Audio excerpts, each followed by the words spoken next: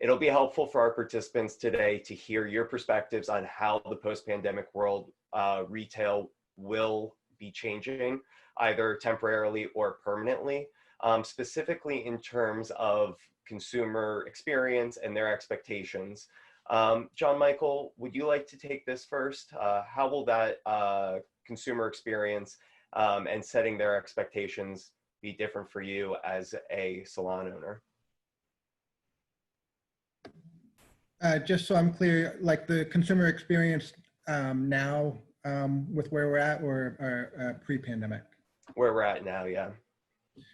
So one of the big challenges for us, again, I had mentioned about following government guidelines, being able to provide that same experience that we provide. We're a semi-private salon and barbershop. We offer services head to toe. We offer extra amenities with our services, and everything from the walk-in experience, the waiting room, even extra bells and whistles we provide. A lot of that just doesn't quite work under guidelines that we've been given. And how do you still provide an experience that the guest feels is still worthwhile to continue to attend? That's been a challenge to find workarounds. So instead of just, okay, this is the guideline and that's it, we've always tried to meet how we now provide the same experience in other ways. For example, in many salons, a hot towel finish is an element you would possibly expect depending on the salon environment. So we do provide a hot towel, but it wouldn't be on the face, right? Because of the face contact.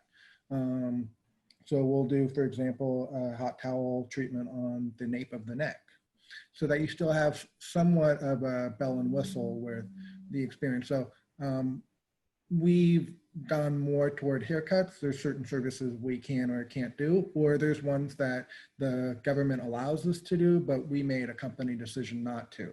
So there's kind of a dichotomy of not just the experience that we're allowed to do, but what we felt as a company is morally responsible to do or not to do.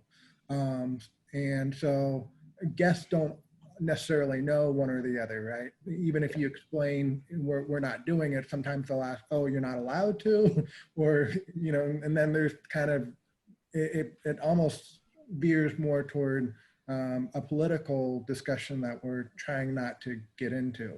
So trying to communicate those messages as well as provide that experience, and at least give some semblance of pre-pandemic experiences has been where we're fitting the pieces to the puzzle still. Absolutely.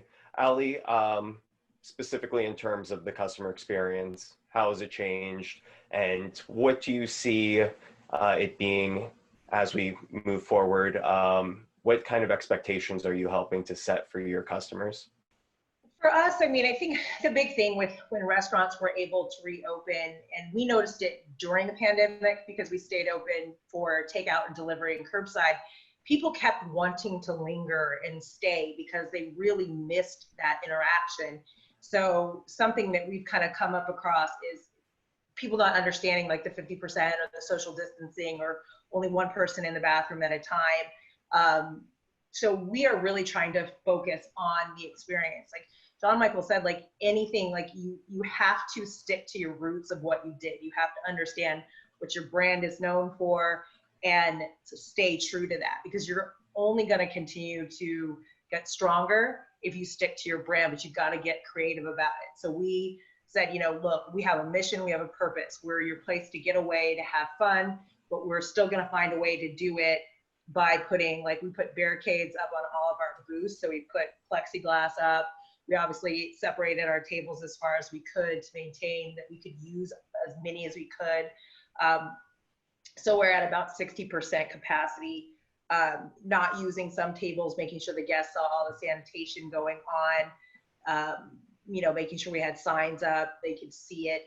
But the new normal, you know, is you have to stick to your roots. I think that's the one thing is, you know, some businesses are going to struggle more than others because if you're in the salon and you just legally can't do certain things because of restrictions, then really emphasize the things that you can do and you can do really well, which is what we've really been doing, is just trying to, you know, show like, hey, we didn't change anything. We didn't change our prices. We didn't change our look. We didn't, all we're doing is running on less capacity, but we're still giving you what you want, and you really have to step your game up.